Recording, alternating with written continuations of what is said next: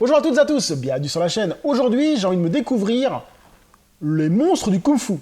Alors c'est un film que j'ai acheté par hasard, Batch Film, hein, Batch Film, c'est une boîte qui ressort des films un peu what the fuck du Kung Fu. Parce que là, d'après ce que j'ai lu sur le truc, c'est un mec qui a pas de bras et un mec qui a pas de jambes.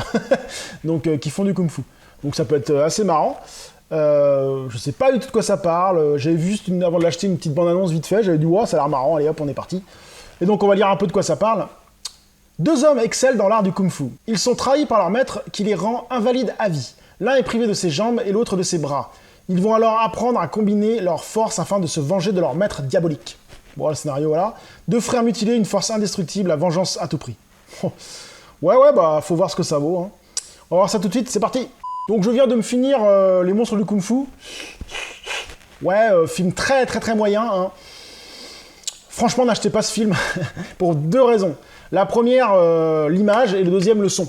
En fait, les mecs sont pas fait chier. Ils ont pris ils ont dû prendre une vieille VHS dégueulasse. Ils ont refoutu ça sur l'image, c'est dégueulasse. Et le son, il fait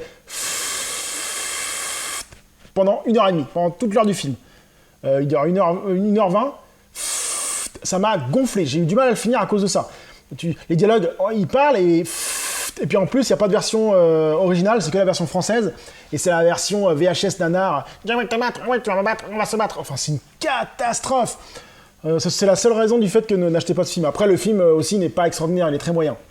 Donc on se retrouve sur un film de vengeance, encore une fois, hein, ce qui était souvent les histoires de l'époque, avec deux manchots. Alors, le mec au bâton qui n'a pas de bras, mais putain, c'est une star, hein. Waouh, il tourne le bâton à une vitesse, j'ai jamais vu ça, quoi. Il a pas de bras, il a une sorte de petit moignon, il arrive à tourner comment on appelle ça, le bâton à une vitesse, j'étais fou, quoi. L'autre, pareil, qui a pas de jambes, c'est un truc de fou, quoi. Enfin, les deux, ça doit être des grands maîtres d'arts martiaux, parce que c'est un truc de fou. Rien que pour ça, le film vaut le détour. Parce que c'est un peu rare de voir ça. Parce que là, c'est même pas des personnages, vous savez, dans certains films de la Shaw Brothers, les personnages, ils ont les bras qui sont cachés derrière la veste, ou qui sont bloqués contre le torse. Mais là, pas du tout. Là, c'est des vrais handicapés, je pense. Hein. Et les combats restent très corrects, très intéressants, surtout quand on sait l'handicap qu'ils ont. Et j'ai trouvé le film assez sympa, et il se laisse bien regarder. Bon, ça m'a quand même nuit, mon visionnage, c'est la qualité graphique, la qualité de VHS dégueulasse, et le son un son mais horrible. Franchement, ça m'a sorti du film. Mais le reste, j'ai passé un très bon moment à le voir.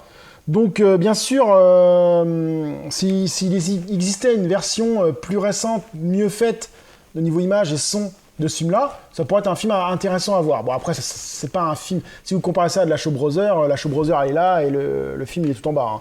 Ça vaut pas la Shaw Brothers.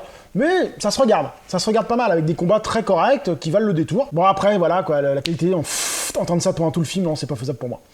Donc, n'achetez pas cette édition, si elle existe en Blu-ray, ce qui est peu probable, je pense. Voilà. Sur ce, je vous dis à très bientôt sur la chaîne. Salut!